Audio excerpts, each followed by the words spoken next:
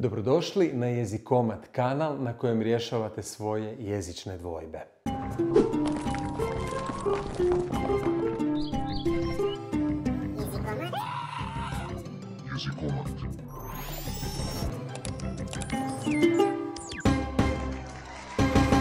Još je Kvintilijan rekao, poznati rimski govornik, da ono što govorimo da trebamo izgovarati neokrnjeno, pazeći na to da glasovi koje izgovaramo budu dobro oblikovani. Sigurno je da je jedan od uvjeta dobre komunikacije također i pravilan izgovor glasova, kako bismo osobe koje nas slušaju, svoje sugovornike ili primatelje informacija učinili ravnopravnima, kako bismo im omogućili da sve dobro čuju, da dobro razumiju i da mogu na temelju onoga što smo mi izgovorili oblikovati odgovarajući sadržaj. Kad se rodimo, nakon 12 mjeseci počinjemo otprilike govoriti i onda se mogu primijetiti neke govorne poteškoće. Mnogi roditelji su zabrinuti za to hoće li njihova djeca pravilno znati izgovarati sve riječi hrvatskoga jezika. Pohvaljujem takvu brigu i takav trud jer zaista želimo da naša djeca budu ravnopravno uključena u komunikaciju i želimo izbjeći sve poteškoće koje se mogu javiti u njihovom govoru, posve svjesni toga da će govorena komunikacija biti najčešća i da će oni upravo u govoru pokazivati puno toga o sebi. Dakle, vrijedi uložiti truda i vrijedi provjeriti je li s djetetovim jezičnim razvojem, s govornim razvojem sve u redu.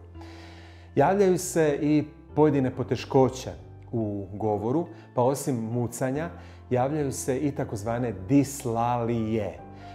To je jedan pojam koji podrazumijeva različite skupine nepravilno izgovorenih glasova. Pa, na primjer, jedna od pogrešaka u izgovoru jest i vrlo česta rotacizam. To je nepravilan izgovor glasa R. Dakle, kada netko kaže za nekoga da ima rotacizam, onda je to jedna od dislalija, poteškoća u izgovoru, i ona podrazumijeva nepravilan izgovor glasa R.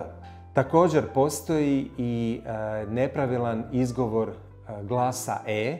To je takozvani etacizam i on jedini uz sve ove druge dislalije predstavlja i opasnost da je došlo do nekih, odnosno da postoje neke kognitivne poteškoće, tako da nepravilan izgovor glasa E može biti indikacija da je riječ o nekim ozbiljnijim problemima.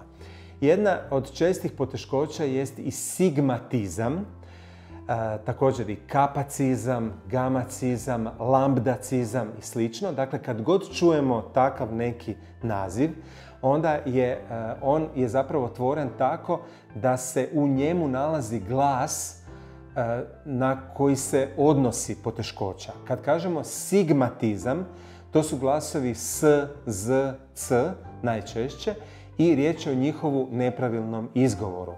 Kad kažemo kapacizam i gamacizam, to je nepravilan izgovor glasova K, odnosno G. Kad kažemo lambdacizam, onda je to nepravilan izgovor glasa L. Deltacizam je nepravilan izgovor glasa D. To su otprilike najčešći poremećaji, odnosno nepravilni izgovori glasova. Uz redovitu vježbu može se sigurno puno pomoći da izgovor tih glasova bude što je moguće bolji. Nemojmo se uplašiti i dobro je znati, dakle, te riječi. Dakle, kada je riječ o dislaliji, to je pogreška u izgovoru pojedinih glasova, a zatim se preciznije određuju glasovi o kojima je riječ. Pa kada čujemo nešto od tih naziva, lambdacizam, kapacizam, gamacizam, deltacizam, sigmatizam i slično, tu je uvijek riječ o glasu kod čijeg izgovora griješimo, odnosno glasu pri čijem se izgovoru javljaju poteškoće. Hvala vam lijepa i naravno ne zaboravite osim redovito gledati jezikomat i učiti, ne zaboravite da se učenje hrvatskog jezika i bilo kojeg jezika odvija cijeli život, ono je cijeloživotno i mi sigurno možemo ne samo u vremenu prije polaska u školu, nego i u sadašnjem vremenu u kojem smo sada. Dakle, bez obzira na godine koje imamo, možemo poboljšavati izgovor glasova, možemo usavršavati općenito bilo koji svoj govoreni ili pisani tekst.